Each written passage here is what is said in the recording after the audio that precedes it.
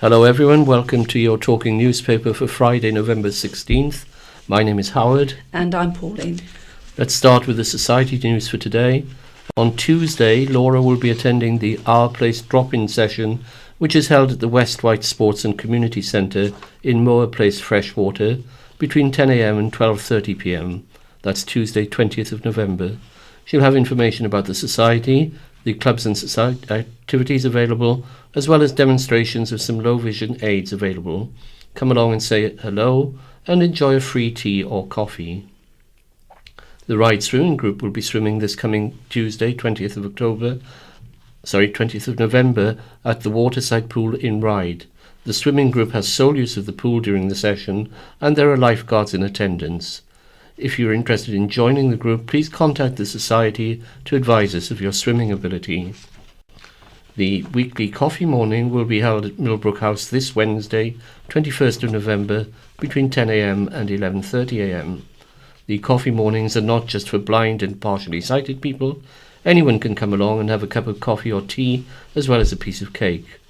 Our weekly low vision drop-in event will also be running between 10 a.m. and 12 noon to allow you to view and try the low vision equipment we have at the Society without the need for an appointment.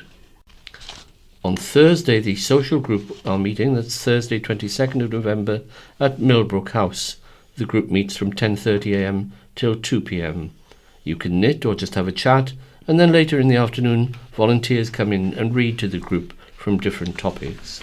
And now, any other news? Story writing competition. The short story writing competition for entries has now closed. You're invited to come along to the award ceremony to find out who the 30 winners are on Monday, 17th of December at 7 p.m. The doors are open from 6:30 p.m. at the Riverside Centre, the Quay, Newport.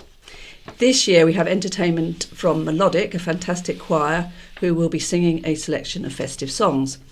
The amazing Huxley magician will also be entertaining with a selection of incredible magic tricks and bad dad jokes. Admission is free and we hope you will find the time to come along and support us.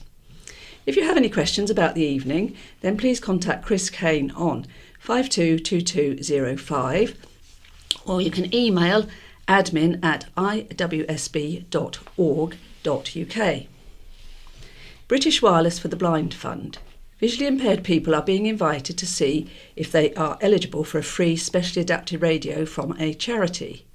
British Wireless for the Blind Fund, BWBF, provides the equipment to those with sight loss across the UK who meet its criteria. Radio is a lifeline to those who are blind and partially sighted, providing companionship and helping them to keep in touch with what is going on in the world, as well as in the local community. BWBF offers equipment free of charge to those who have sight loss and are in receipt of a means-tested benefit. BWBF is launching its Reaching Out campaign to try and increase awareness about their equipment and help more people who are blind or partially sighted. Regional Development Manager Sophie Weldon said, "Our radios are designed so that a person with sight loss can use them easily and independently. All equipment is delivered to the home by a volunteer who sets it all up and provides support in using it. We offer a range of equipment: digital radios, CD players, memory stick players, internet radio and even a specially designed app.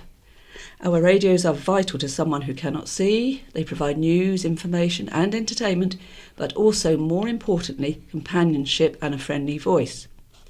If you or someone you know is interested in a BWBF radio, please contact Sophie Weldon at sophie@blind.org.uk or you can phone on 01283 790 208 or 07540 724 063. To find out more about British Wireless for the Blind Fund, go to www.blind.org.uk. Sight for Wight has a pre-owned Optec Clear View Plus Speech Video Magnifier for sale. The price is £500. The price for new machines is around £2,000. This would include delivery. If you're interested in this item, please contact Laura Jasper on 522205 or email members@iwsb.org.uk. to make an appointment to see the magnifier. Scaffolding news now. Here's a list of known footway obstructions for works including scaffolding or hoarding. We're unable to include end dates as many are extended on a week-by-week basis. Also included are tables and chairs permits that have been issued in the past week. The Cowes and East Cowes area. Current scaffolds are at 93 High Street Cowes, Cowes Library, Beckford Road Cowes, Painters Arms, 51 Cross Street Cowes, 25 Clarence Road East Cowes, also in School Hill Road. Current hoardings are at 93 High Street Cowes, current skips 13 Oakfield Road East Cowes, the grassed area 12 Princess Close East Cowes. And in the Newport area, the current scaffolds: Santander, 56 St James's Street, Newport; Key Cottage, 12 Key Street, Newport; 10 St James's Street, Newport; outside the Nat West, 107 St James's Street, Newport; Cancer Research Shop, 116 High Street, Newport; the EE Shop, 122 High Street, Newport; Cash Recycle Shop, 140 High Street, Newport; Bedford Row, Newport, and this has a road closure, 44 Honeyhill, Newport. Current skips at 38 Highfield Road, Newport, and there are new skips up at 38 Highfield Road, Newport. And building materials outside the EE Shop, 122 High Street, Newport. The Ryde, Bembridge and Seaview area, current scaffolds: Boots, 170 High Street, Ryde; Hills Court, High Street, Ryde; 105 High Street, Ryde; the Castle Inn, 164 High Street, Ryde; My Dentist, 10 to 11 Cross Street, Ryde; Seaview Pharmacy, Pier Road, Seaview. Current skips: 32 Foreland Road, Bembridge; Woodlands, Ryde Road, Seaview; Caritas, Steen Road, Seaview; new skips at 21 to 23 St Michael's Avenue, Ryde; building materials and hoarding at the car park, Brooks Road, Bembridge. And in the Sandown and Shanklin area, current scaffolds at Premier Inn, that's 1 to 9 Esplanade, Sandown; the Toymaster, 103 High Street, Sandown; Sandown Library, 119 High Street, Sandown; 46 Fitzroy Street, Sandown; Sandringham Hotel, Esplanade, Sandown. And there are current skips at 13 Coronation Gardens, Shanklin; current hoardings at the Premier Inn, 1 to 9 Esplanade, Sandown, and at the junction of St Boniface Road and Arthur's Hill in Shanklin. And in the Ventnor area, current scaffolds: corner of Trinity Road and Madeira Road, Ventnor; 1 Boniface Road and into Trinity Road, Ventnor. And there's a new cherry picker at King's View, that's in Church Street, Ventnor. Current skips: Seascape, St Catherine's Road, Ventnor, and at Mead Cottage, Newport Road, Knighton. And finally at Freshwater, Totland and Yarmouth area, there are current scaffolds at the Barn, Main Road, Thorley. This week's In Touch is about Blind Veterans Remember. In Touch hears from blind veterans attending the London Remembrance ceremony, and one blind veteran discovers an unknown connection with his blind father. On the centenary of Armistice Day, over 100 blind veterans assembled at Horse Guards Parade in London. Some were blinded in action. However, most started to lose their sight well after their service had ended. Reporter Dave Williams went to talk to them as they assembled for this historic event. We hear just some of their stories. Also, Peter Wight visits 97-year-old blind veteran Peter Van Zeller. He's a resident at a Blind Veterans UK care home and shares the story of when he first discovered a previously unknown family connection to the home and the charity. The presenter is Peter Wight, the reporter Dave Williams, and the producer Lee Kumutat. And now we move on to the first half of the Isle of Wight County Press, and that's for today, Friday, 16th of November. And we start with the headline: Fireman Trev's final shout. He loved life and had so much more he wanted to do. That was the heartfelt tribute from the wife of Trevor Moyes, the well-known firefighter who lost his battle with motor neuron disease this week. Trevor, 55, of High Street, Wootton, died on Tuesday, and tributes poured in from friends and colleagues across the Isle of Wight. Fire stations all over the island put their flags at half-mast as they showed respect to the diligent and committed firefighter. Trevor spent 30 years in the fire service, working his way up to station manager, filling many roles in the service. When he retired in 2016, he had many plans for life after the fire service and took up pig farming, but just months after retirement, he received the shock diagnosis of motor neuron disease, MND. MND is a rare degenerative disease that affects as little as 2 in 100,000 people and has no cure. Speaking to the county press, Trevor's family spoke about how he never gave up in the fight against the disease and never wanted to let it define him. Outspoken about the disease on Twitter, Trevor said in September, "The man I see in the mirror is not the man inside my head." He never gave up his fight against MND, his wife Louise said. As his condition deteriorated, he refused to give in to the disease. When he was rushed to hospital in October last year, his family were advised to switch off life support, but they pressed for a tracheotomy to be performed because Trevor was always clear about his desire never to give up. He was inspired by the likes of Stephen Hawking and filmmaker Simon Fitzmaurice, who battled the disease and continued with life. As a result of this invasive procedure, he lived on for more than a year. Towards the end of his life, he had 2 carers with him night and day, and a room in his home was converted into an intensive care unit. He communicated using eye gaze technology, and even with that limitation was clear in his desire to battle on. He didn't want to be known for the disease, daughter Daisy Reed said. He wanted us to tell people the kind of man he was. Louise said he was an amazing husband, so kind and caring. He would do anything for you. His children were his world. He was a real family man, totally dedicated. The fire service meant so much to him, he would turn up at incidents even when he wasn't called out. Whether he was on duty or off, he was always there. A good example of this was when he was in his car on a lunch break and passed the scene of a car crash. He got the man, a Newport bank manager, out of his car and saved his life. The man got in touch with Trevor's family to recount the story after hearing about his diagnosis. Since the diagnosis, a fundraiser was launched by his 2 older daughters, Holly and Daisy, to raise money for conversions to his home as his condition deteriorated.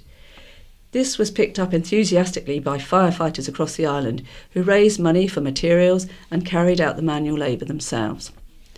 Trevor leaves his wife Louise, children Holly, Daisy, Phoebe and Tobias, grandchildren Isla and Jacob, sister Karen Moyes, nephews Jermaine and Lloyd Moyes, and mother Vera Moyes. His family said he is a massive part of our lives and he will be missed so much. A young man who died suddenly of meningitis has saved 4 people's lives by being an organ donor. Christopher Davi, 23, of Carter Avenue, Shanklin, was at work on the night of Friday, October 5th. The next morning he began feeling ill. By the afternoon he was in a coma from which he never woke up. It was Christopher's wish to be an organ donor, and because of this 4 people have now received life-saving donations. Life support machines had to remain switched on, even after it was clear Christopher would not survive, because there wasn't anyone on the Isle of Wight who could do the operations needed to donate his organs. His organs went to people all over the country. Christopher's sister, Tony Davy Tiller, said, "Last year, only 1,600 people were able to donate their organs due to being in the right time and place and having the right teams. Although Chris was pronounced dead on the 9th, the ventilator wasn't switched off until the 10th, as we don't have people on the island who can perform that operation, so if we wanted to carry out Chris's request, we had to wait, which was difficult. It's a bittersweet thing. We're proud of Chris for doing this, but would much rather he had use of them." A fundraiser was started in Christopher's memory for meningitis now. Thousands of pounds were raised in just a few days, and the fund continues to grow. Christopher, a chef at the Arbridge Inn Brading and former pupil of Sandown High School, was originally diagnosed with flu and told he didn't need to go to hospital. His family are campaigning to raise awareness of the disease and the lesser-known symptoms so other people aren't misdiagnosed. To find out more about organ donation and how to become a donor, visit www.organdonation.nhs.uk.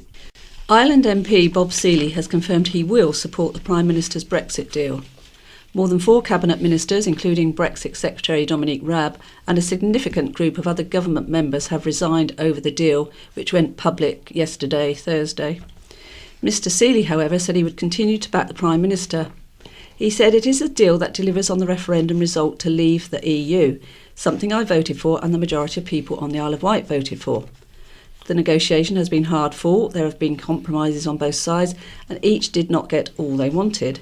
However, we now have a chance to leave the EU with a deal, and MPs must unite in the national interest to deliver it.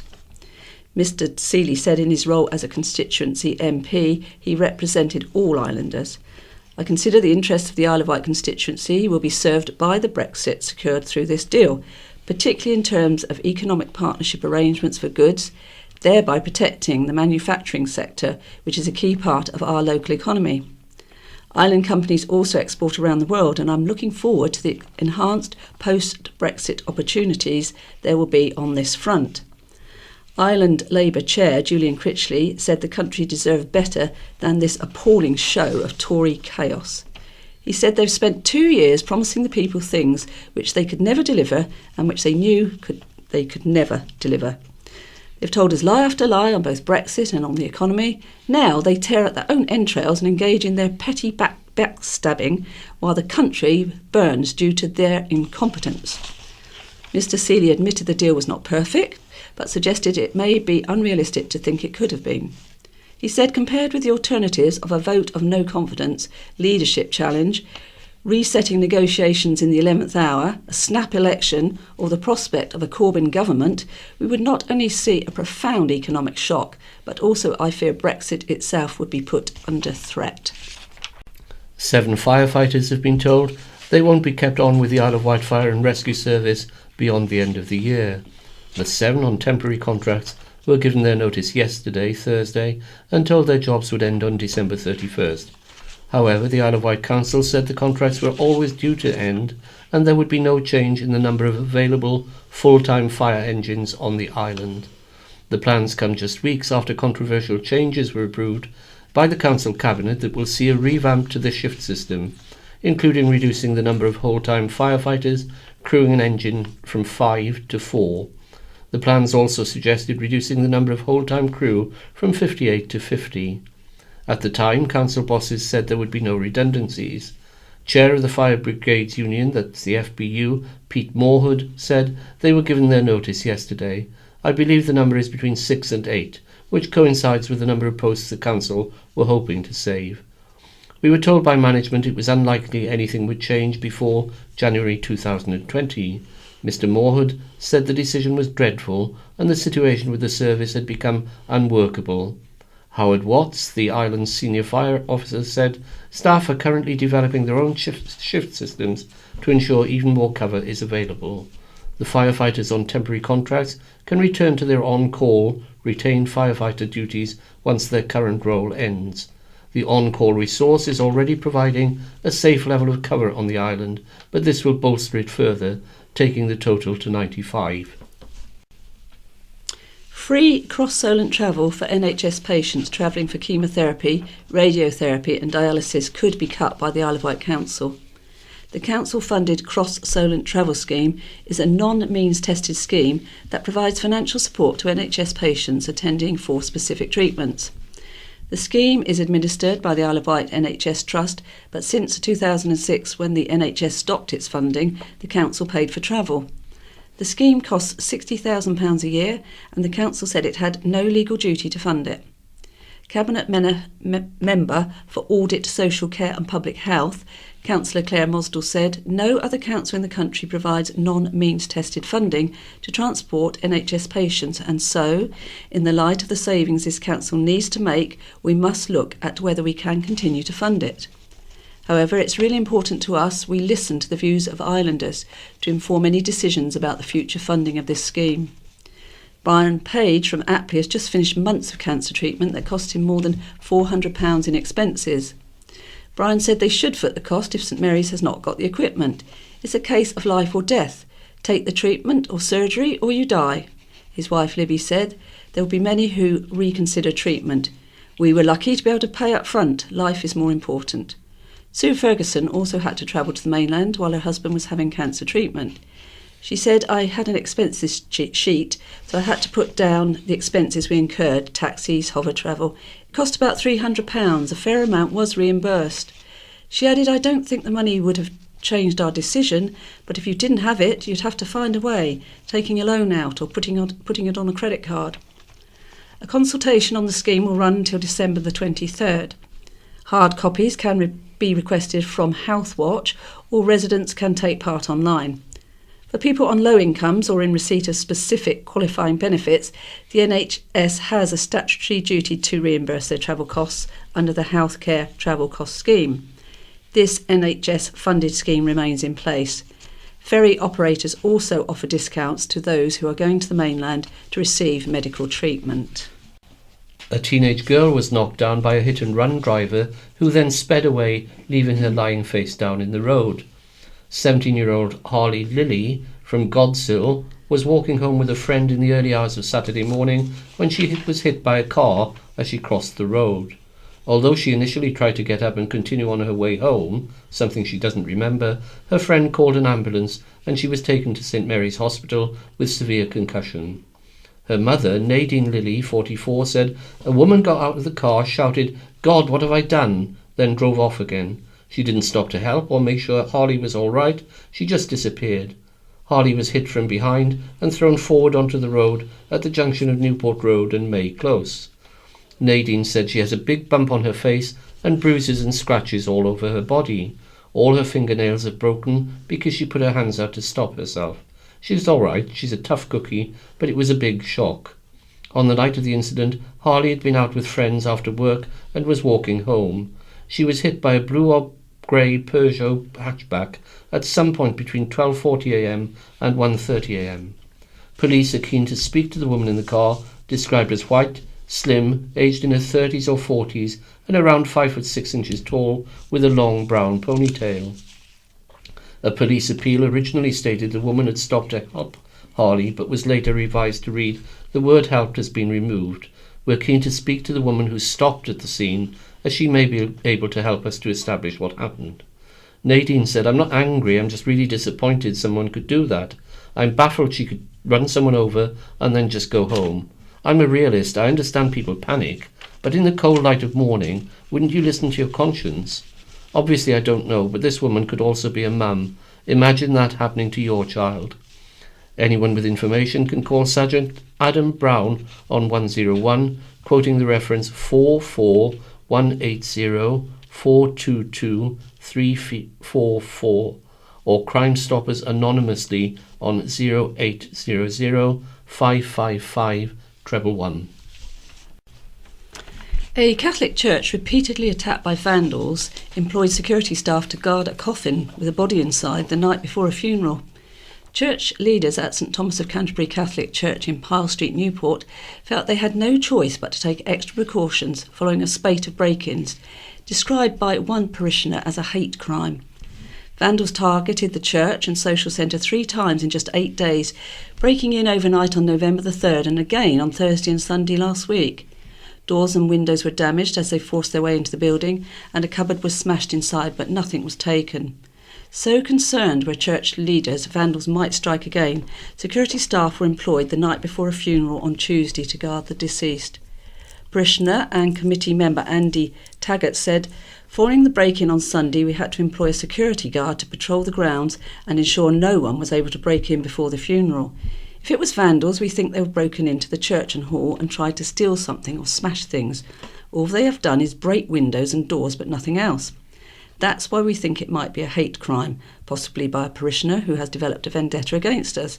It is very upsetting for the parish.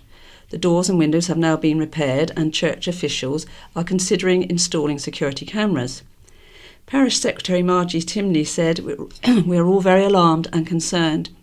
This happened at Newport Congregational Church next door at the beginning of the year. Now it looks like we will have to pay for security cameras. We pray for those who have chosen to vandalise church property. Police have launched a burglary investigation following the break-ins and have urged anyone who witnessed the break-ins or knows anything to get in touch." Residents walked out of a public meeting last Thursday after the decision was made to axe an Isle of Wight community service used by 600 people.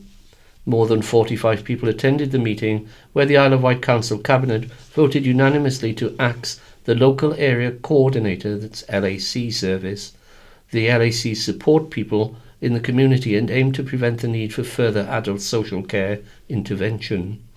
Residents questioned Cabinet members, with many asking the decision to be put on hold until further consultation.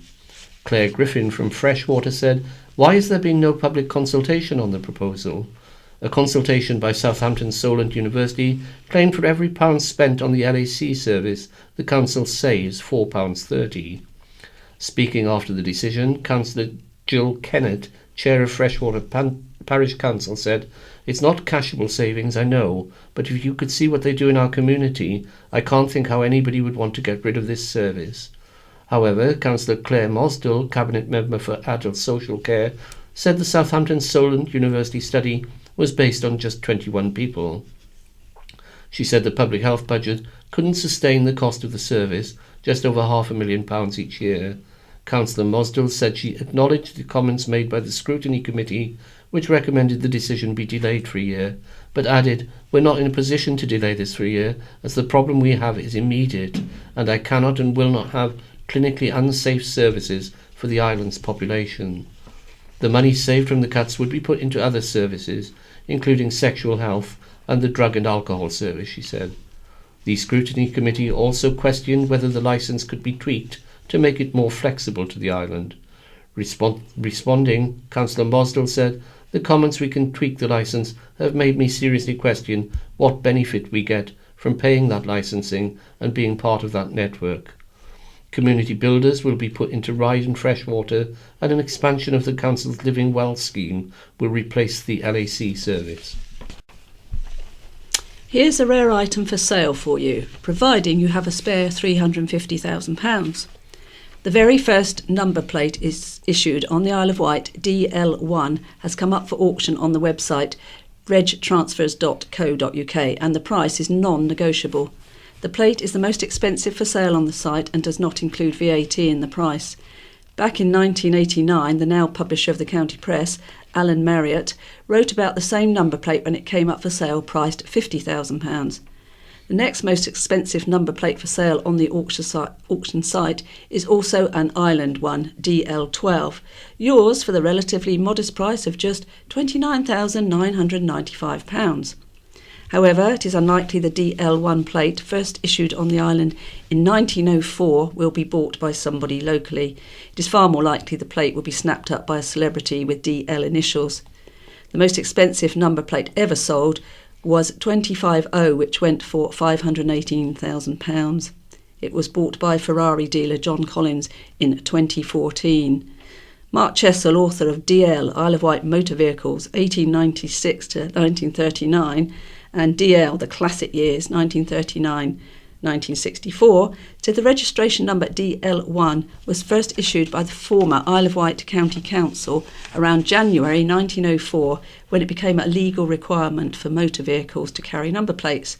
The two-letter area code was allocated to the Isle of Wight on the basis of the population sizes of counties and county boroughs in England and Wales in the 1901 census. DK was the registration code for Rochdale, DL was the code for the island, and DM was the code for Flintshire. A County Press article by Alan Marriott in 1989 reported in the mid-1920s a Mr. Whaley spotted the number plate in a cow scrapyard on a wrecked de Dion Bouton car.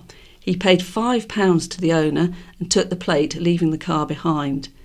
The DL1 registration remained in the ownership of the Whaley family until 1989, when it was put up for sale at offers in the region of £50,000. Iconic number plates such as DL1 rarely become available. When is an error not an error? A controversial parking proposal, previously dismissed as a typing error, is in fact correct. Last Thursday, the Isle of Wight Council Cabinet said plans to charge residents for on-street parking overnight were incorrect and blamed a typing error in the original report for the mistake. They originally said charges would only apply to off-street areas. However, the council has since backtracked and said the plans to charge on-street between 6 p.m. and 8 a.m. could now go ahead as planned.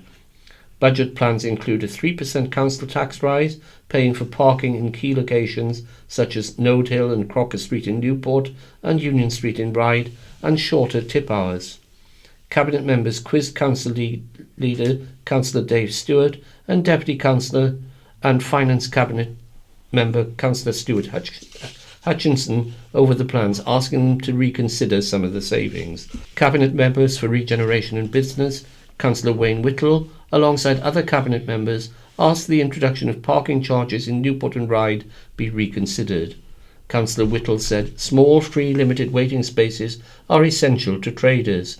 They've already got the internet against them and we really need to help them. He added the proposals went against his aim of getting people back onto the high street.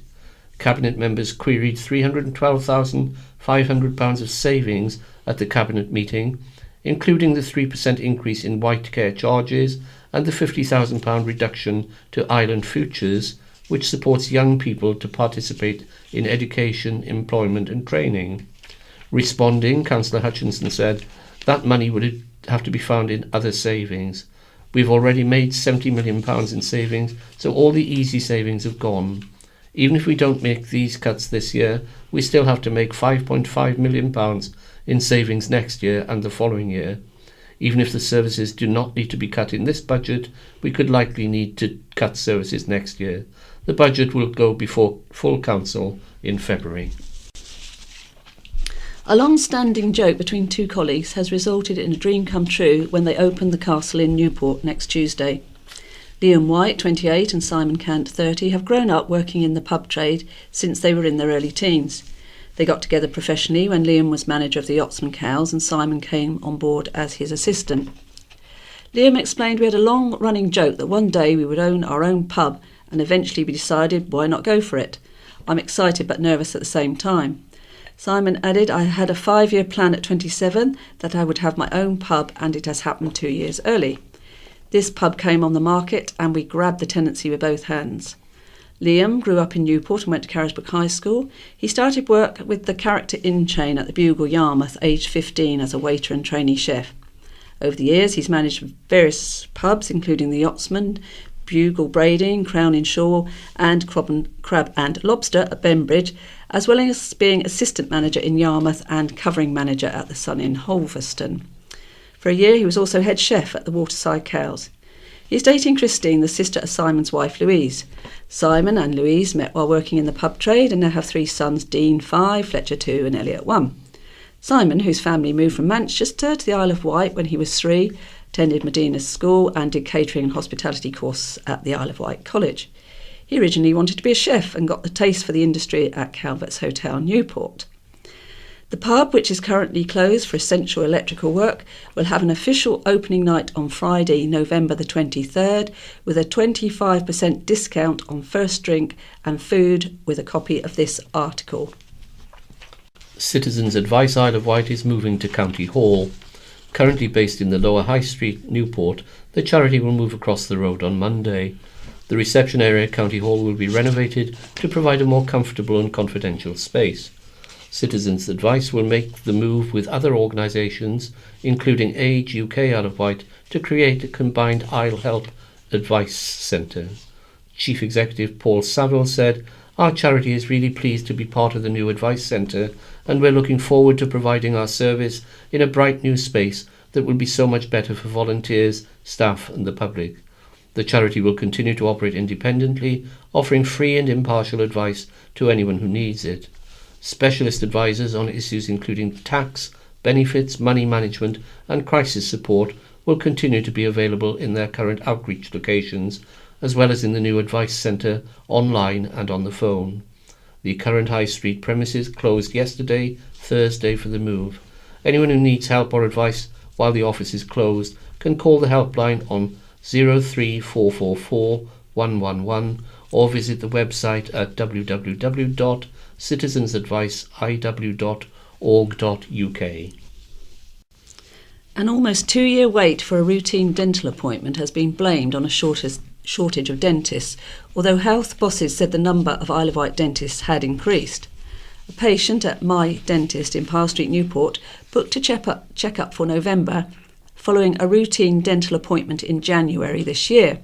But last week she received a letter cancelling the appointment and was then told the next one available was September next year. She was told she could see a hygienist in June, but it would cost £50. She said the receptionist told me there were only 2 dentists at the practice now. It's a terrible state of affairs when people have to wait so long for what is essentially a routine appointment. It's just another example of NHS shortages. There have been so many cuts there isn't enough money to fund what should be a very basic service. The NHS recommended time between checkups varies and can be as short as 3 months or as long as 2 years. The patient said, "I'm just lucky I don't have anything wrong with my teeth, but what about other patients?" An NHS England spokesperson said it was unable to discuss individual cases. Any patient in pain or who requires urgent dental treatment can access care via the NHS 111 helpline, and an urgent appointment with a local dentist will be booked within 24 hours. An NHS spokesperson said, "NHS England has recently increased the dental capacity on the island. However, we are aware some practices are currently experiencing staffing shortages. We're working with providers to ensure all is done to fill the existing vacancies as quickly as possible."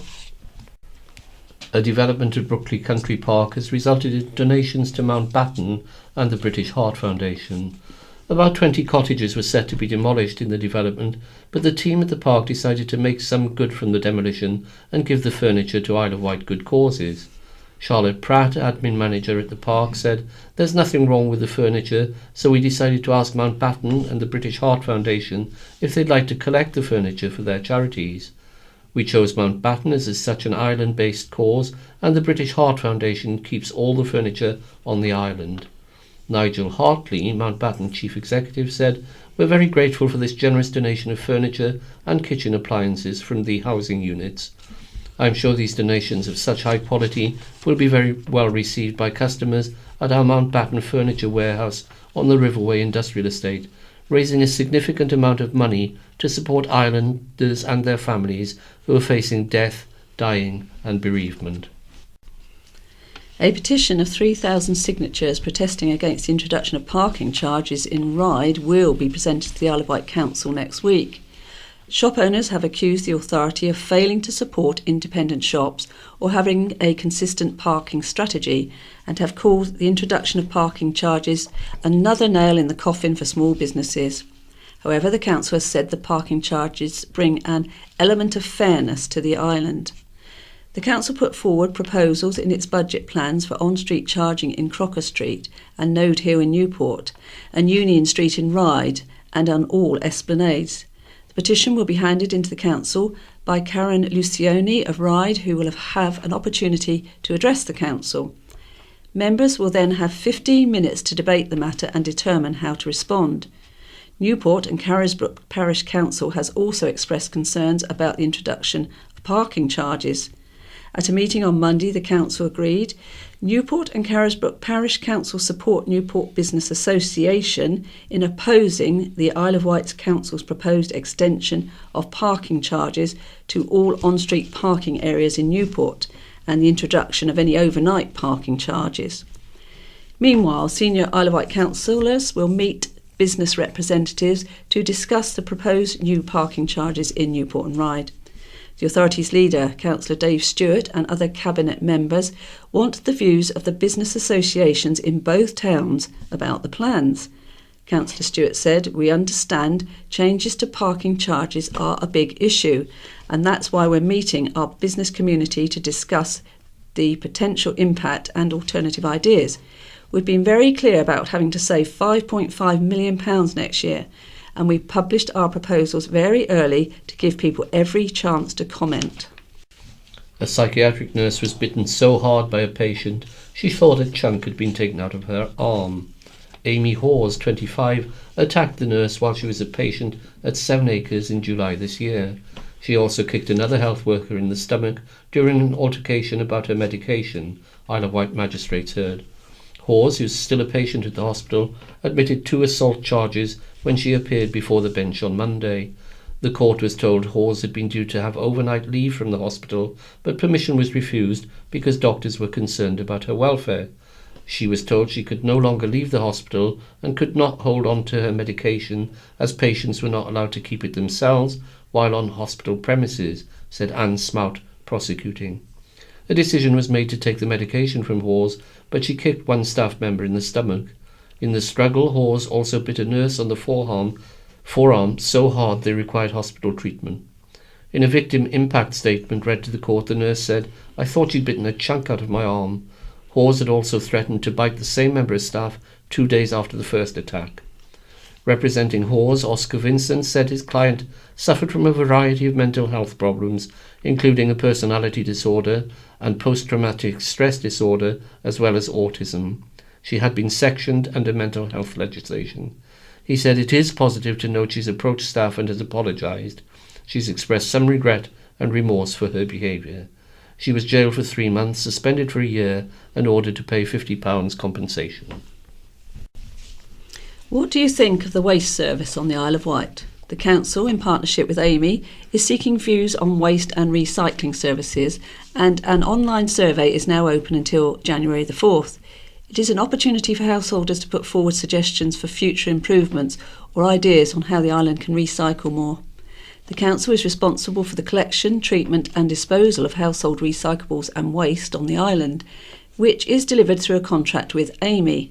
The survey can be completed online, and paper versions are available at County Hall, libraries across the island and council help centres. The information will be reviewed and used to identify possible improvements to the existing services. The Lord Lieutenant of the Isle of Wight, Major General Sir Martin Wight, was officially knighted by the Queen at a ceremony at Windsor Castle last Friday.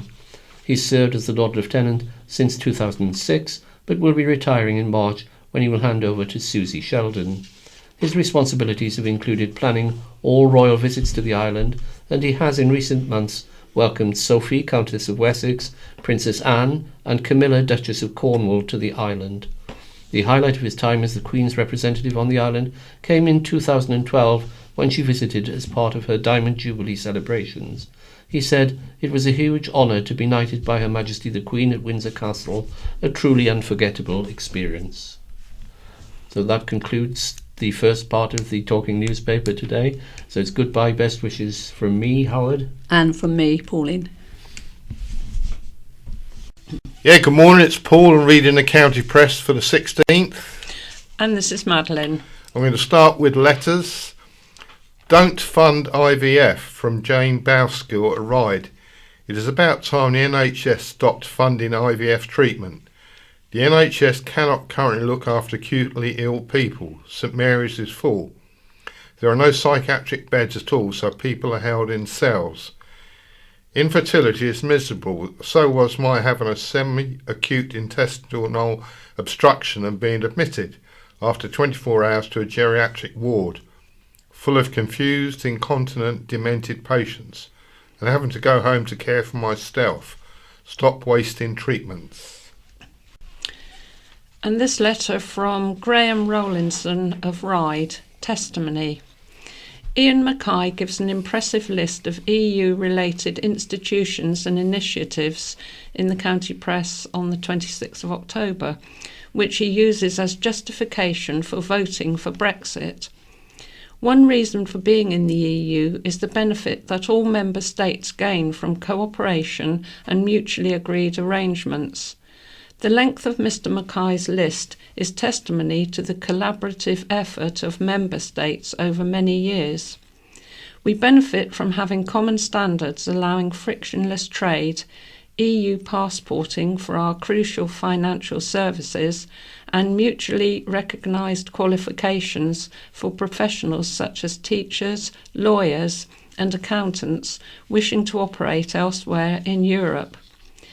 As an EU member, we benefit from sharing with others the cost and the output of collaboration in areas such as scientific research, the digital economy, innovation, environmental protection, security and crime fighting, health and safety, consumer protection, skills development, aerospace, infrastructure projects, and sustainable economic development. When Fortress Britain finally pulls up the drawbridge, we will shoulder the cost of operating alone in these areas and face bureaucracy and regulatory barriers that will hinder our business and social transactions across Europe.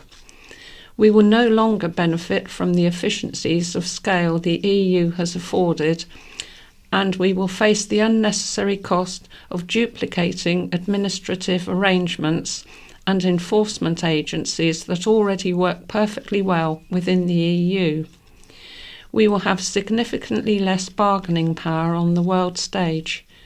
The cost of going it alone will be far greater than any figure written on the side of a bus.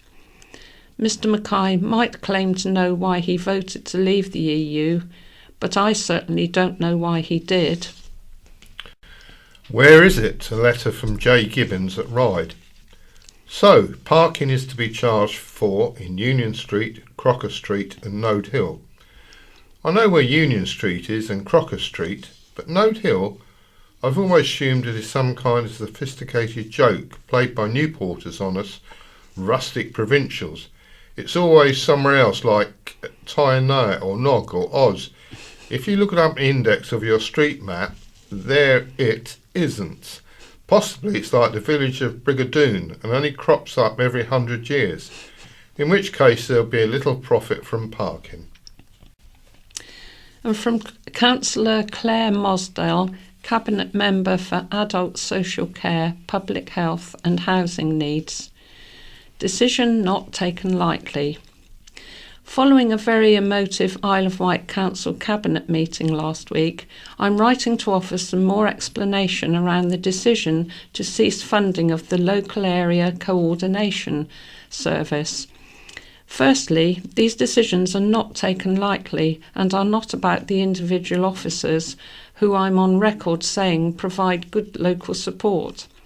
However, as Cabinet Member for Public Health, my responsibility is to work to improve the health of the whole island population, and as the grant we have available to do this has reduced year on year, that is getting increasingly hard to do.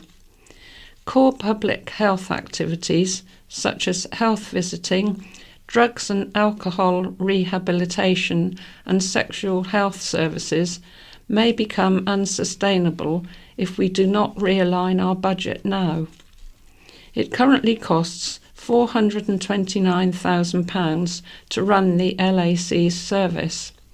However, to give full island coverage, which would involve adding 3 more areas, it would cost more than £500,000. In making the decision now, we have a window of 5 months for alternative funding proposals to come forward for the service, and we will consider them all. In the meantime, we have committed to working with the existing LAC client group so they have no loss of service provision, and will make use of the Living Well service to signpost these people to a range of alternatives.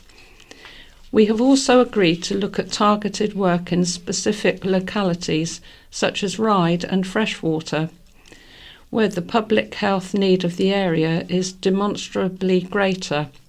It is easy to demand the council simply adds more money to this service. Councillors will have that opportunity when the council sets its 2019-20 budget in February.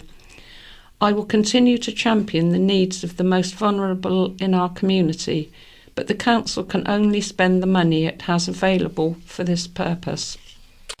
There's a letter from Paul Knocker at Bembridge. Blame politicians. I was interested to see a series of Brexit letters in the county press previously. Let's start with Galileo and reduced security. This is yet another extravagant, unnecessary EU grand project, originally a plan to break the monopoly held by the long-established US Global Positioning System, GPS. At one point it was running 9 years late and 3 times over budget. The latest estimate on the web is around €22 billion. Galileo is not essential to Britain's security. We will continue to work with our close allies in the US. The partnership between Fort Meade, GCHQ and Australia, Canada, New Zealand, UK and US gives us a unique global security system that is far ahead of any other country in Europe. After 40 years, the EU still has not signed a free trade agreement with the 2 largest economies in the world, the United States and China. It is so much easier for an independent Britain to negotiate a bilateral trade deal and the doors are wide open, including the Commonwealth countries, whom we have neglected for so many years. 53 independent countries with a population of 2.3 billion, 60% under 29, a combined GDP of 13 trillion, more than the Eurozone, with a common language and legal system, their stated aims to promote development, democracy and peace. Britain is too often cast by the media as a doomed supplicant rather than the fifth largest economy in the world. This image has been endorsed by the government's incompetent handling of the Brexit negotiations, leaving the voters here and our friends abroad frustrated and in despair. Mr Barnier's brief was clear: punish them and ensure they are not able to set up a dynamic, fast-growth global economy. He set the agenda and timetable. We have acquiesced and he has been very successful. We have not played our strong cards, such as the £82 billion annual deficit with the EU trade and our global hub in financial services. Another indicator is a table for the top 10 universities in the world. United States 5, Britain 4, Switzerland 1, the EU 0, France is ranked 50 in the list. These are the figures for the European Union share of global trade. 1980 30%, 2017 15%. The chances of the EU surviving its current form looks increasingly remote. Good, enough reason to leave, and I have not even got to the restoration of the sovereignty of Parliament, the supremacy of English law, or the recovery of our traditional fishing rights. Don't underestimate the intelligence or resilience of the electorate. Right now, Britain is not alone in making this mistake. One of the more interesting referendum statistics rarely published was that 70% of MPs voted to remain, while 70% of the constituents voted to leave. The people have already voted, they got it right, and the politicians have screwed up. Arrogant dismissal. This is from Nigel Golding in Ryde.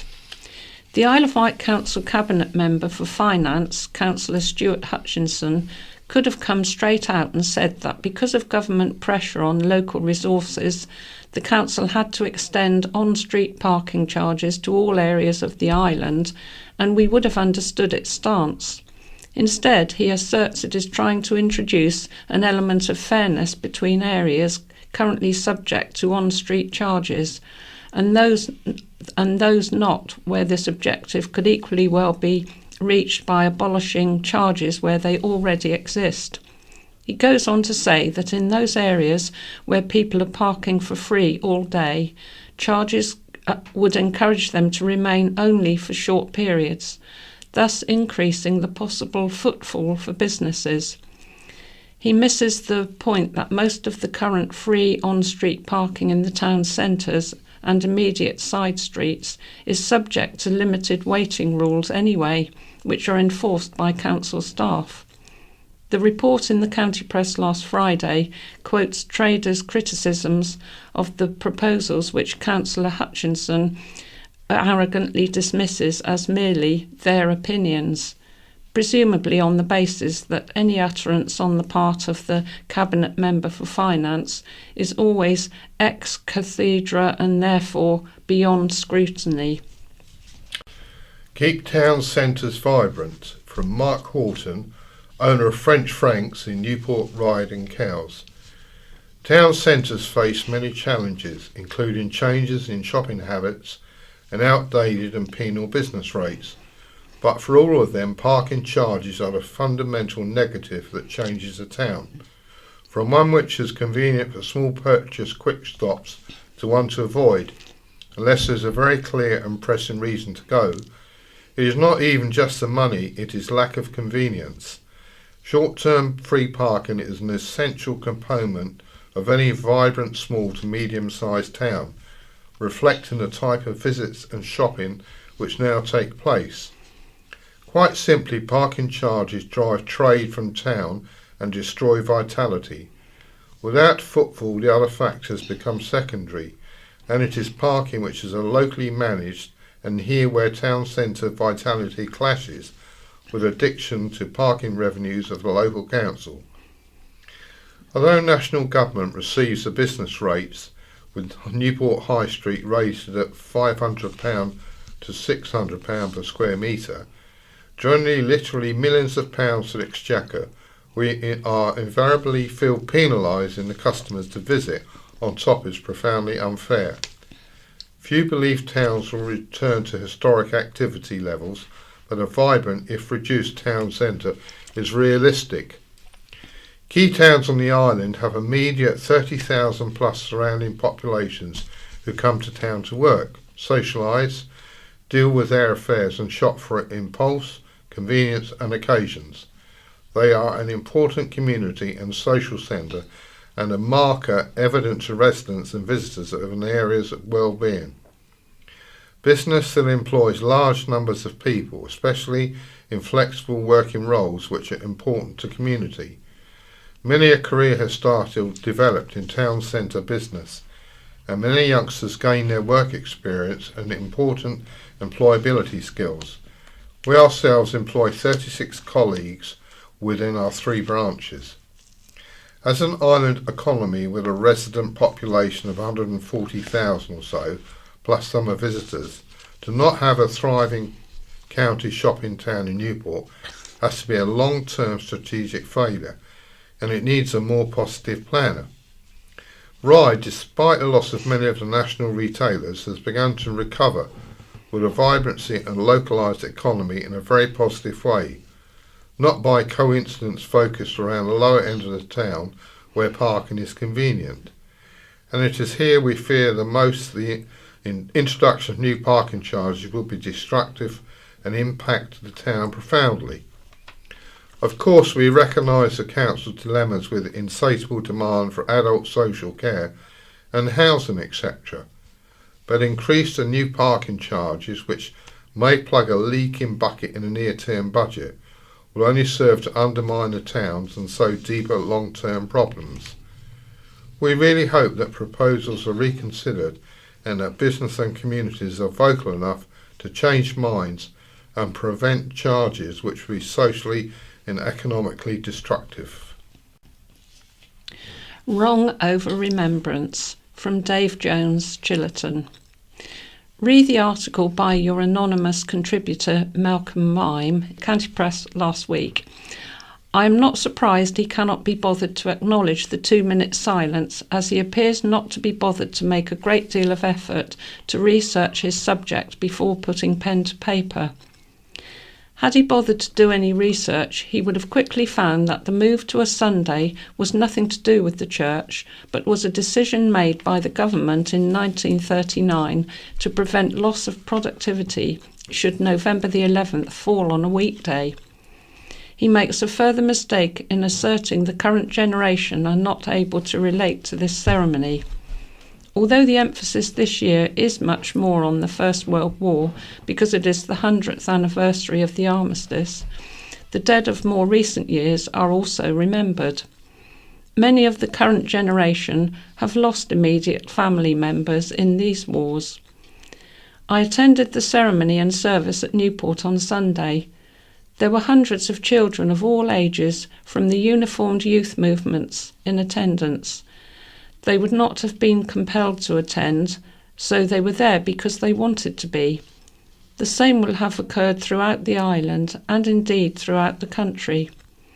If he can be bothered, perhaps Mr. Mime would like to reflect on the fact that the freedom he has to express his opinion in the paper has been won by the many people who have given or risked their lives, and continue to do so, for him to enjoy that freedom. Elderly should think hard about getting behind the wheel. This is a letter from Brenda Wilkins, ex-chairman, Isle of Wight Group of Advanced Motorists, Shanklin. How fed up I am with elderly drivers on the Isle of Wight. We seem to have more than our fair share of them. I get in that way myself, but, and it is a big but, when I can't walk easily, I will pack up driving. I realise that if I can't walk easily, then I can't brake easily. Therefore I could hit someone and kill them. Either a child or an older person, you know the ones, hold the cane in the air and step off the curb. No, cars can't stop immediately, so why take your life in your hands? If you can't get out of your car without holding on, or can't walk without holding on, you should not be driving. The money you would save by not driving, you could take a taxi. Think. Your freedom to drive could mean someone else's freedom to die. Think about it. Spare a thought for dogs on firework night, from Lewis Daniels in Cowes. I am a Jack Russell Terrier. I'm 12 years old and of nervous disposition, and please could you tell me why they, whoever they are, have kept scaring the wits out of me every evening for the past week. Since Halloween and the day before that, fireworks have been let off. I get so scared I sometimes wet myself in my bed. My parents try to look after me during the bangs and whistles, but once it starts, I'm waiting for the next one to go off. I can understand firework night, but why do they insist on letting them off every night? Surely these inconsiderate folk would find it cheaper to go to an organised display out of most animals' earshot. Since when has it become an excuse for letting off fireworks virtually every time there is some sort of celebration? I hope you print my letter, as all my doggy friends suffer as much as I do at this time of year. Oh. We now move on to looking back, and we start with 100 years ago, November the 16th, 1918. The Isle of Wight rejoiced after news the armistice had been signed reached islanders' ears. The first news came from Barkhurst Barracks, and crowds assembled in front of the Guildhall and rejoiced at the good news. Official confirmation was posted in the county press window, and the Union Jack was quickly run up over the Guildhall. Also, the same issue, a Cowes greengrocer and confectioner were charged with selling sweets at an excessive price. Beg your pardon. The prosecutor said Mr. Jolliffe had exceeded the allowed 3 odd pence per ounce of chocolate and 2 odd pence per ounce of sweets. He had in fact been charging 10 odd pence for a quarter of a pound. And it was 75 years ago, on November the 20th, 1943, a nurse accepted a lift in a jeep which would later collide with her father.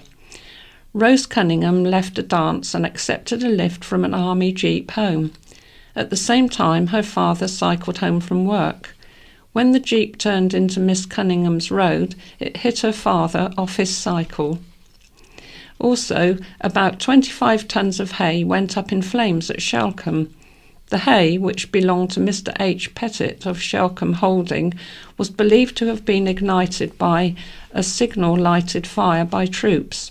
Crews from Newport and Freshwater responded and saved a large part of the stock. We now move to 50 years ago, November the 9th, 1968. The Forestry Commission reminded islanders not to order Christmas trees from abroad. The importation of conifers, including the traditional Christmas tree, the Norway spruce, had been prohibited because serious damage could be caused in home woodlands by the introduction of diseases and pests that did not exist in Britain's forests. And also, a new shelter was built on Ryde Esplanade, which could house 2 pumps capable of pumping 2,500 gallons of surface water, flood water a minute. It is hoped they would help to alleviate the flooding often experienced in the winter months. The building cost more than £10,000. 25 years ago, on November the 12th, 1993, proposals to spend £400,000 to further upgrade facilities at Cowes Yacht Haven were revealed by Cowes Town Waterfront Trust. The application was submitted to Medina's planners to convert the seaward end of the main boat shed to accommodate new facilities and to refurbish the sea wall. The conversion was designed to harmonise with the nautical surroundings. And a Cowes firm acted fast to go to the aid of a jumbo jet which overshot Kai Tak Airport and ended up in Hong Kong Harbour. Seaflex Limited, a company from the J. Samuel Wight estate, was called upon to help. The company was loading its stock of airbags, which could lift 304 tonnes within 4 hours. 10 years ago, November the 14th, 2008, a torrent of filthy water flooded into homes in Newport as storms battered the island. One young family were not able to return home until after Christmas, when water and what they feared was raw sewage flooded their property in Newport. The council issued nearly 400 sandbags and multiple trees fell down across the island. And finally, diamond jewellery was amongst items stolen from a Shanklin home. Detectives investigated a burglary at a home in Queen's Road where the thieves stole diamond jewellery, credit cards, bracelets and several gold pendants. Moving on now to Wight memories. Memories of Newport's shops. Looking back at Newport's offering of shops in years gone by, Brian Greening reflects on the changes to shopping habits since he was a boy. Back in the 1950s, Brian would have visited a whole host of shops in the island's county town in order to do the weekly shopping for his mother. Now, most people get their goods all under one roof at a supermarket, and many of the old independent shops have disappeared from our streets. Brian asks, was shopping in Newport in years gone by a more pleasant experience than it is today? Before readers think that I am indulging in yet another one of my well-known grumbles, let me point out that I am on this occasion only making some observations and asking a question. The question is, was shopping in Newport years ago a more pleasant experience than it is today? I gave this some thought the other day after I had jumped into my car, went to my nearest supermarket, purchased a range of goods and was back home within the hour, having met no person I knew and spoken to nobody. Not even the lady on the till, you might ask? Well, no, because although there must have been around a dozen tills, only 3 were manned, each with a queue, so I was forced to use one of those infernal self-scanning machines that completely ignored my presence, simply bleeping at me as my goods passed through. It was as I unpacked my shopping at home that I gave thought to how many shops I would have visited when I was at school in the 50s, as I did the weekly shopping for my mother. Fresh fish at McFisheries or Mr. King's in Pyle Street, groceries in Lipton's where eggs would be placed in a paper bag, and cheese cut to size using a wire on a cutting board. Biscuits would be displayed in tins and sold loose. My father's needs each week were a 2 and 6penny postal order in Dawes sub-post office in Lower High Street, to send off with his football coupon to Littlewoods, hoping to win the top prize of $75,000. His newspaper, the Daily Herald, in Hancock's paper shop in Pyle Street, and each Friday a visit to one of the at least 12 butchers' shops we had in the town to purchase some chitterlings, that's pig's intestines, for his tea that he would eat smothered in mustard. Today we have just one independent butcher, that of Downers in Lower St James Street, and long may he remain.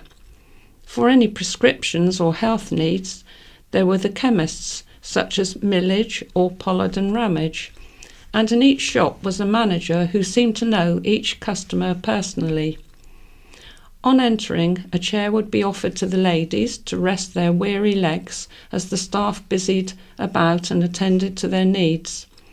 The managers, I recall, were Mr. Daw in his sub-post office and grocery shop, a Mr. Ferris in Lipton's, and one of the ever-jovial Ray family at their top of the town shop, where I recall the smell of coffee beans being ground, bacon being sliced to suit, and currants and raisins, all coming together to make a smell that should have been bottled. If it was school clothes that I needed, I was taken by my mother to either Godwin's or Witcher's, where socks, trousers, shirts and one of the striped belts for the snake class on the list each summer before restarting school. I had no need to purchase milk, as this was brought to our house daily by a man called Bill Brown, who had a two-wheeled cart pulled by his trusty horse Bluebell. He would carry his milk churn to the back door and ladle in it half-pint measures into my mother's jugs or basins. Bread too was delivered by an employee of Mr. Russell's bakery shop that was at number 1 the High Street. It would be brought to that same back door in a large wicker basket, where choice of several loaves could be made. Needless to say, it was uncut, as that luxury of a sliced loaf had not yet reached the Isle of Wight. Mr. Neat would deliver paraffin, soap and cleaning items, the former being necessary at our house, as electricity at that time had not been installed. We should not forget the tallyman, who called from DuPont's, bringing such things as towels, sheets, etc., that could be purchased by paying a small amount each week. Today people prefer to save time and purchase everything under one roof, but they miss out on that personal service of old. How many customers of today can name or even identify the manager of their local supermarket? Some say it's not necessary, but little personal service always went a long way. Times have changed and move on, I can hear you say, but memories linger on. Some shops you never forget, and for me it was that of Paddock House, that was just a small ironmonger's just above where the county hall is today. It had a large padlock hanging above the shop as an advertising sign, and I'm told its premises nearly ran through to Key Street. One final memory was of the toilets that were beneath the arches of the Guild Hall, where, if needs must, a penny was needed to open the toilet door. As I've recalled often, there was too a blue and white enamel sign on the outside wall that stated plainly, "To prevent consumption, please do not spit." Happy days. Anyone with memories of years gone by or photographs of the island in the past, please get in touch with James Wolven by email on james@iwcpmail.co.uk, phone on 259053, or post at Isle of Wight Counties Press, 123 Parr Street, Newport, PO 301ST. And now moving on to my view, and this is from Catherine James. What price are we paying for cheap tat? Sometimes I think I must sound like a dreary old gubber, a throwback of a bygone age. And I'm not alone. A fan wrote of my last column, "This belongs in the 70s, leave it there." However, I believe the solution to all the world's ills can be found in the television of my 70s youth. For those of you old enough to remember, the 1970s may be the decade you'd rather forget. Sure, we had power cuts, smoking in pubs, and offensive comedians, but there was also women's lib, the litter-hating wombles, and short documentaries viewed through the arched window. And it is these documentaries that hold the answer to our profligate society and its single-use disposable attitude. In those little films, wide-eyed children and adults could see how things were made. A trip to a milk bottling plant with freshly washed bottles jangling their way along a conveyor belt to be refilled with protein-rich white stuff. A man working a lathe, turning the spindles for a chair, having first chosen his wood. The creation of a piece of furniture shown from raw material to finished product.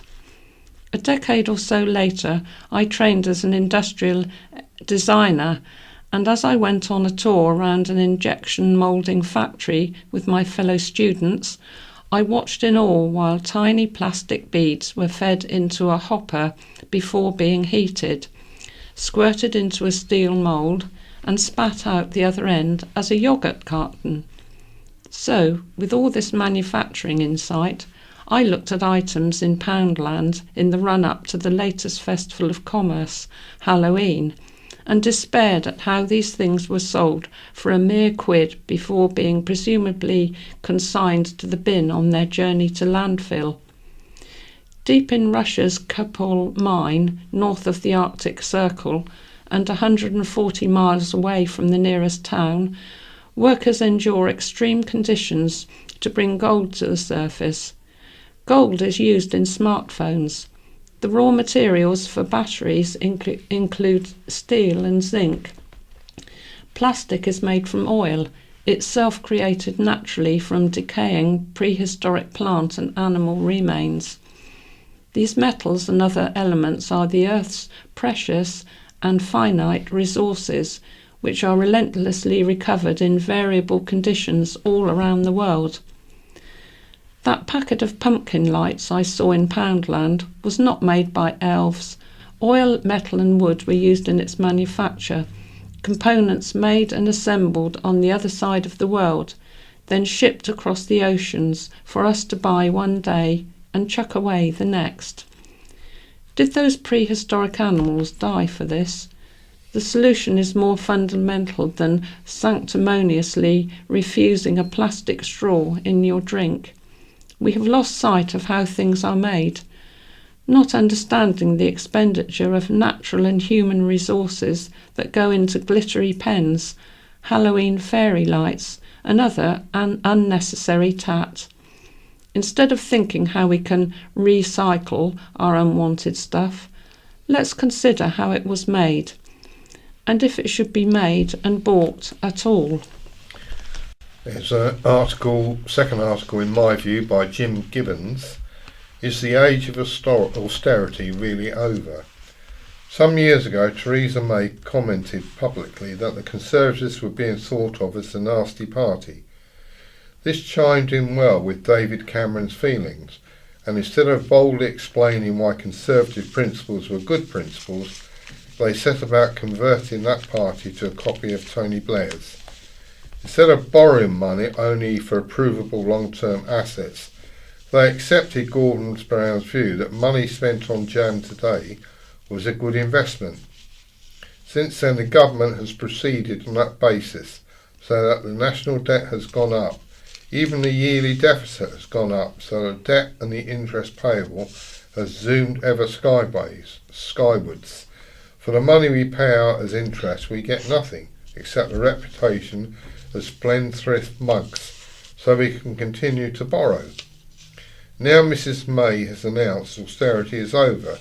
The Conservatives' excuse for this, voiced privately, is that they must do it to be re-elected. I do not believe them voting public is so childish, and feel they would respond well if they were told the position honestly. If not, we are doomed and deserve to be. There is no austerity when you are spending more than your income. Is greed good? No, but behaviour that some people see as greed is. Suppose Al for something of value he wishes to sell. It could be a car or an hour's labour. He looks around, asks around, and decides how much he can hope for. At the same time, Bert needs an article of the sort and quality and looks about to see what he might have to pay for it. He finds Alf, and if they both agree a price satisfactory to both, they strike a bargain and both have gained. Some bystanders might look on disapprovingly and say Alf should not have greedily pressed for the highest price and should have sold it for less than he could get. But if Alf sold it to Bert for less than he could get for it, he's given Bert a present of the difference. Fine. But why give it to Bert rather than, example, NSPCC or Mountbatten Hospice? Some bystanders might take the opposite view and say Bert should pay more than the bare minimum that would get him the item. But if he did so, he's making a gift for the difference to Alf, who is not specially deserving of it. And Bert should be directing his generosity to, for instance, Age UK. Who said this? The quote for today is, who said, "Blessed be the younger generation, for they shall inherit the national debt." Last month's quote, "Touch not the cat, but," without, "a glove," was from Walter Scott. And now, what's on? Aladdin at Totland. The Broadway players will be performing their Christmas panto Aladdin at Totland Church Hall.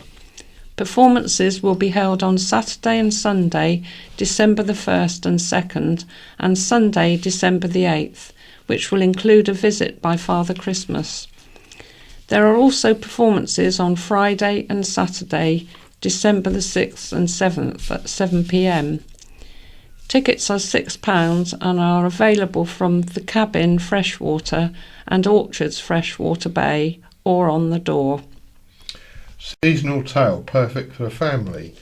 Even those with a bar humbug disposition will get in the festive mood by watching the Island Savoyard's latest production.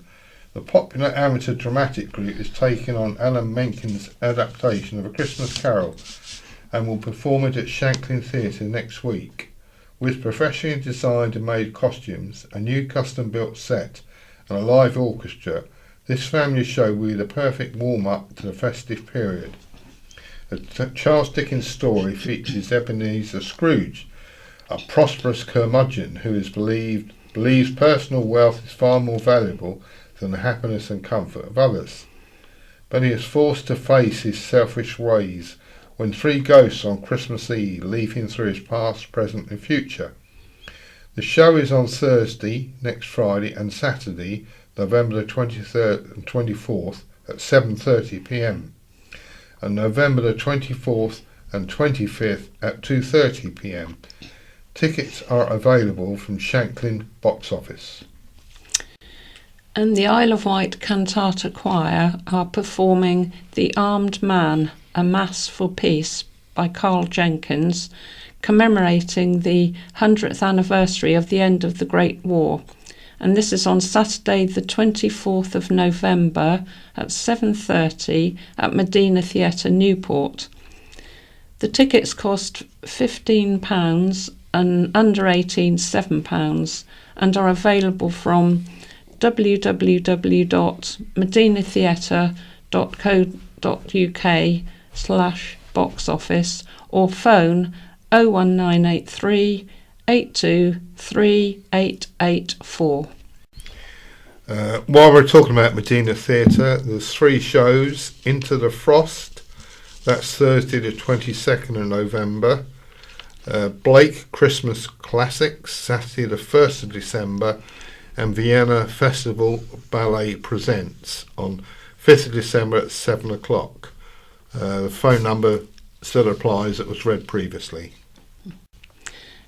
At Shanklin Theatre, and on Wednesday the 28th of November, an audience with Simon Reeve at 7:30, and Friday the 30th of November, Michael starring Ben at 7:30.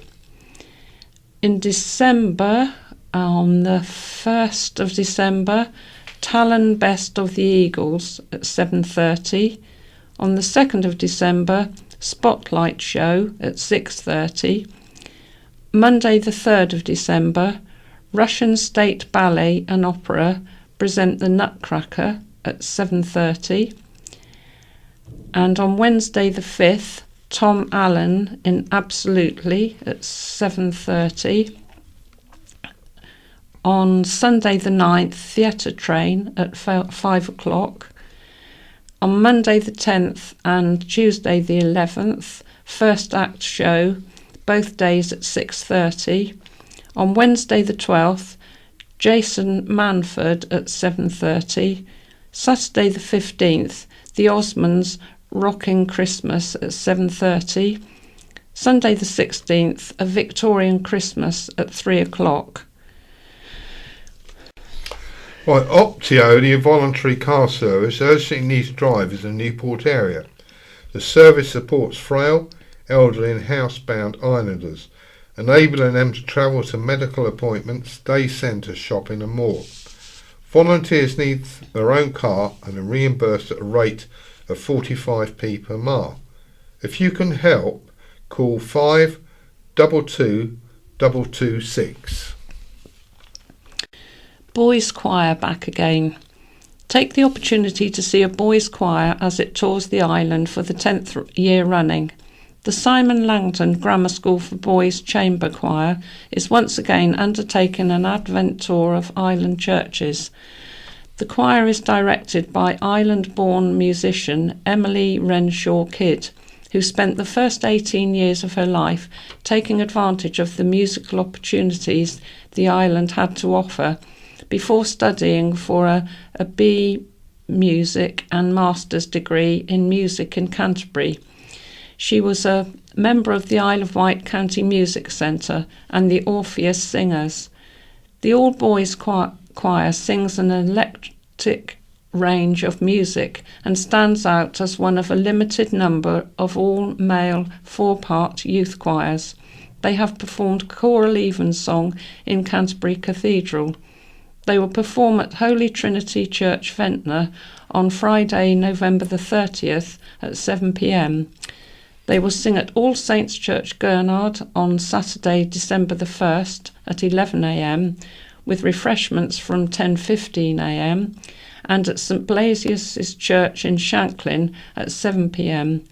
All proceeds are donated to church funds. And that's all we've got time for today, so it's goodbye from Madeline. And it's goodbye from Paul. This is the BBC. This is In Touch, the magazine programme for people like me who are blind or partially sighted. I'm Peter Wight. Thanks for downloading this week's edition. Good evening. It almost seems unthinkable that anything positive could emerge from World War I, the terrible war we've all been remembering over the past 4 years. And yet you can argue that the forming of St Dunstan's in 1915 to cope with the surge of mainly young men blinded in the first year of the war eventually led to a major change in the perception of what blind people generally could do. With so many people with most of their lives still ahead of them, St Dunstan's, now known as Blind Veterans UK, began to think about ways in which blind people could not only live independent lives, but also do a whole range of jobs and pursue interests which had previously been thought impossible. That work still goes on, and along with Remembrance, was clearly in the minds of many of the blind men and women who gathered last Sunday to join the Remembrance ceremony in London.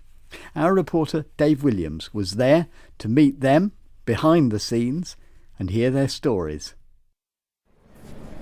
So we're gathered at Horse Guards in central London. The sun has put in an appearance, thankfully after all the rain over the weekend, and veterans this morning are beginning to gather ahead of the Remembrance Day parade. And so we wait now, shortly after 9 a.m, for the arrival of our contingent from Blind Veterans UK. We understand there will be about 100, just over 100 veterans from Blind Veterans UK who will be assisted by guides who are also former servicemen and women. Blind veterans and their sighted guides represent the largest group. On quite a windy day, some walk with guide dogs, others use wheelchairs, while some have canes. Simon Brown served in the army for 13 years. His career took him to Kosovo and Iraq. On my second tour of Iraq, I was shot by a sniper. The bullet went in my left side of my face, came out the right side of my face, and it destroyed my left eye and left my right eye severely damaged. So subsequently medically discharged and now work for Blind Veterans UK. Those words, "you've lost your sight," to me, translated to "your life is over." I mean, at the time all I could focus on was everything I'd lost. But, you know, the military throws perspective at you very quickly, as you can see here today. And I lost two friends, and that was kind of the catalyst for me to get back on my feet and actually refocus my life into being a survivor rather than a victim. And have you got any remaining vision, or are you totally blind now? I have 20% vision in my right eye, so it's like opening your eyes underwater. I can see colour, shape, shadow, contrast, but I can't focus. And what is your life like now?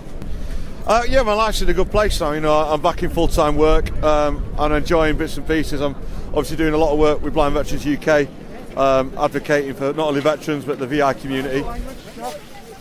The youngest veteran on parade today is 28-year-old Sean Stocker, who was a teenage soldier serving with the 1st Battalion, the Royal Welsh, when his career was brought to an abrupt end. I was in Afghanistan in 2009, which, you know, I stepped on an IED, losing my legs and most of my vision, and I tell people that it's my eyesight that's affected my life a lot more. So after I was first injured, I'd lost my left eye, and my right eye was quite badly damaged, and due to a number of operations, I managed to gain 30% back in my right eye. And the reason why it affected my life so much was because it's a sense, you know, and it's a way that we see the world. It's a way that we take in information to the brain, and when that goes, it takes a long time to readjust and find a different way to live your life, you know. I've lived my life with my vision my whole life, you know, and suddenly I've now got to redo everything, and that was the hardest thing for me.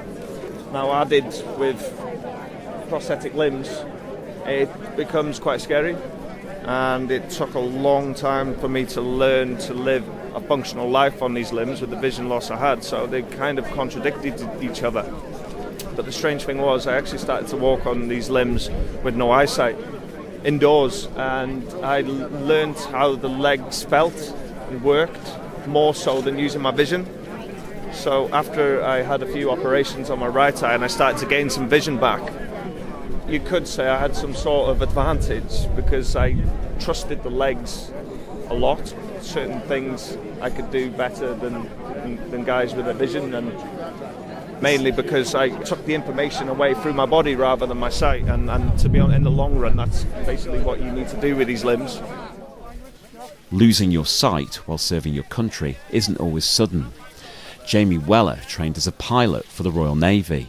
As a young boy, my dream was about fast jets and technology, and I joined the Royal Navy as an aircraft engineer, and my dream was to go and work on one of the Royal Navy's aircraft carriers. And I was a Sea Harrier weapons electrical engineer, and for 2.5 years everything was going fantastic, and my career was on fast track, and everything was tickety-boo. And then 3 months my sight then began to deteriorate, and I didn't know what was going on, and after 3 months passed and I'd gone from being a fully sighted individual to a registered blind person in 3 months, and my world was just turned upside down. What was the first sign for you that your sight was on its way? I was going to RAF Brize Norton, and I was driving at night, and I noticed that this car was coming towards me, and I thought I was on dual carriageway, but in fact I was on the wrong side of the road, and I thought, oh dear. I mean, I hid it because I thought it would get better, but then it was quite funny actually, because I used to, just before doing a field test, you put your head into a bowl and they click a button, and in those days you knew when the lights were going to come along, and I could quickly glance to the left and use the bit of sight that worked and do the test, so I could tell the guy where the light was coming from, whether it was 1 o'clock, 2 o'clock, 3 o'clock or whatever. And he said to me, Jamie, I think you're getting around this test by looking out the part of the eye which we're trying to measure. The time had come for blind veterans to take their place in the Remembrance Day parade. As blind veterans are called forward to join the parade, Sean carries a wreath of remembrance poppies to be laid at the cenotaph. Simon wears his own medals alongside those of his great-grandfather. I've got my great-grandfather's medals on my right chest, and on my left chest my medals. So my medals are Kosovo, Iraq and the Queen's Golden Jubilee, and the bars indicate that I was there for the conflicts. And on my right chest, my grandfather's medals are Pit, Bubble and Squeak, which were the ones that most World War I veterans got. But I've also got the Belgian Croix de Guerre, which is their version of the VC, which my great-grandfather won at the Somme. Can I touch one of your medals? Is that Of course you can, yes. Yeah. So that one there is the Croix de Guerre. That's the Belgian VC. Simon, thank you so much. No, it's a pleasure. I've been given the amazing honour of laying a wreath on behalf of Blind Veterans UK, and for me it's quite important because it's not every year that it's the 100th year since the Armistice Treaty was signed, and at 11 o'clock today it's exactly 100 years since the end of the First World War. So it's quite an important duty to lay a wreath on this day, but never mind the special occasion. Blind veterans! By the left! Quick! March! Out! And we'll be returning to the veterans in London before the end of the programme. But of course, many veterans won't have been on that march, and a few days before the ceremony I went down to Brighton to talk to a man with his own story to tell. Just along the coast, in the seaside village of Ovingdean, is a rehabilitation centre run by Blind Veterans UK, which is also home to around 30 veterans. There I met Peter Van Zelen, now 97 and in a wheelchair, but still hale and hearty. Peter has only recently discovered the full story of his family's wartime experience. He himself fought in the Second World War, but he told me first about his father, Thomas Van Zelen. He was a tank commander in the First World War. In 1918, I can't remember the month, he was told to cross the River Somme at Brie with his tank. And when they got there, the bridge was being blown up. And they couldn't get their tank across the bridge, so they set it alight so that it wouldn't be any good to anybody else. And as he and his crew were about to cross this bridge, still under shell fire, what remained of it, they found wounded soldiers on their side of the river. And my father and his team carried these men across the blown-up bridge, and they all received an award for that. And he had not only got his own men across, but he'd got these wounded soldiers over as well. That's right. So what's interesting and coincidental in a way about this, what was his eye problem, and was that connected with the First World War? Yes, it was. His tank was hit by a shell, and he was the only survivor. All his crew were killed. But he suffered most severe head injuries in that action. A piece of shell took out his right eye, another piece took off his nose and upper jaw, and another piece, a third bit, lodged behind his left eye, and that actually blinded him. But his face, of course, was wide open while they were rebuilding it. And they managed to get this piece of shell out from underneath his left eye.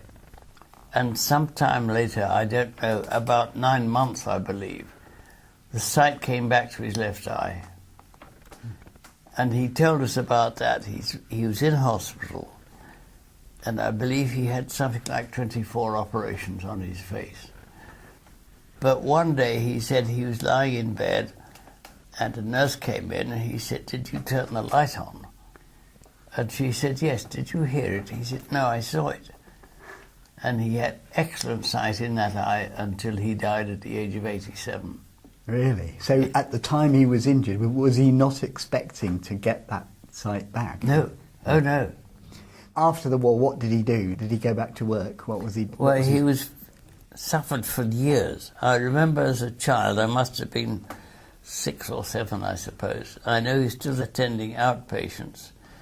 And he came in one day. He'd been to outpatients, and my mother said, "How did you get on?" He said, "Oh, not very well." He said, "I complained to the surgeon that I was still getting dreadful headaches." And the surgeon's answer was, "Well, when you consider what you've done to your head, I think it's got a right to ache." However... They weren't exactly sympathetic in those days, were they? Anyway, he did recover from having these awful headaches. In the late 1920s, certainly, he started a wine importation business in Scotland. Can you just tell me about your own war? Because I think that in itself was quite eventful, wasn't it? I mean, for a start, you served in 2 of the services. That's right. At the age of 18, I joined the RAF and trained as a pilot. And I joined up in the early spring of 1941. And I was in the RAF until the end of 1942. They had an aircraft called the Westland Whirlwind, and it was probably the worst aircraft the RAF ever had. They only built 100 of them. I don't know if you know what the stalling speed of an aircraft is, but when there is insufficient airflow over the wings to keep it in the air, it just falls down like a brick or something like that. And I know I got one record that at least 30 pilots were killed in air accidents with this whirlwind. And I believe they were all due to this, losing their stalling speed. Right. By this time I'd had enough of this damned aeroplane, and I refused to fly it any longer. So within about 72 hours I became a civilian. So you just said you wouldn't fly it? I said I wouldn't fly it. And can you just explain what action were you involved in with those planes? Nearly all my flying with the Whirlwind was on convoy patrols. We were stationed in the West Country and we were up and down the Irish Sea and the Bristol Channel. So you were trying to protect the ships, basically? Protect the convoys, yes. Yeah. I'm intrigued that you said, I'm not going to fly those planes, and you think you left. Could you just do that? No, the fact that I refused to fly them any longer, they just closed my commission and said, you are no longer a member of the RAF. Right. And you did join the army? I did, yes. And the next thing we knew was we were climbing onto landing craft, and the next stop was Sword Beach. Right. And that was a few days after D-Day. We were the first reinforcements, I think, going in after D-Day. So, in fact, we were lucky that we missed the onslaught of D-Day. And I suppose I lasted about a month, and I was wounded on our assault on a town called Villers-Bocage. End of my second military career. So you did have a pretty eventful war, one way and another. Pretty eventful, yes. But there's another twist to the Van Zayler family saga. Peter suffered from glaucoma for around 40 years, but it was when he developed macular degeneration a few years ago that he came to Ovingdean to live. His father had always been fairly reticent about his wartime experience, and it was only now that Peter learned that they had even more in common than he realised. I had been here about a month, and somebody pointed out to me his name on the honours board here, with mention of his Military Cross Award. Did you know that he had been here? I didn't. I knew there was an association because I knew about St Dunstan's. I'd heard him talk about it. I think you'd been here before and not known it was there. That's right. That's right. I was coming as a daily visitor. Right. And I didn't know his name was on that board. Now that was very moving when I saw that. I guess that makes your feelings about Blind Veterans UK quite complicated in a way, because there's your own association and his. Complicated and very proud, I can tell you.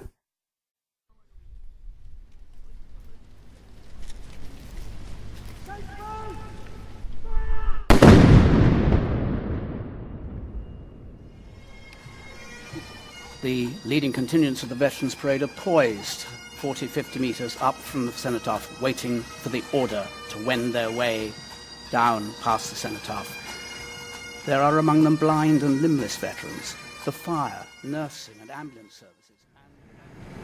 I'm now aboard one of 4 coaches as we leave Mal with our blind veterans heading away for their well-earned lunch and some thoughts about how they think this morning went. Before blind veterans sit down for lunch, I caught up with 95-year-old Margaret Wilson, who, like Sean Stocker, I spoke with earlier, also laid a wreath commemorating her family's military service. How was it, Margaret? It was absolutely brilliant. I loved every bit of it. I've been very honoured, I think, to be able to play the wreath on behalf of everybody. So, Margaret, what was your connection with the services? I wanted to go as a wireless operator in it, and only to find out I couldn't start as a wireless operator for nearly 6 months. Or would I go in and do something else till that time came up, which was the barrage balloons, and I never heard of one, never seen one, but that was an experience, and one that you can't forget, because we got bombed left, right and centre down there, but luckily we survived it. Somebody must have been looking down from above to keep us safe. 2 years ago was the first time I was using my prosthetics, so I was a bit uneasy. This year I was pretty confident, stood there for a few hours. Yeah, it's amazing for myself to be at this point, actually being comfortable in these sort of situations. It feels really good.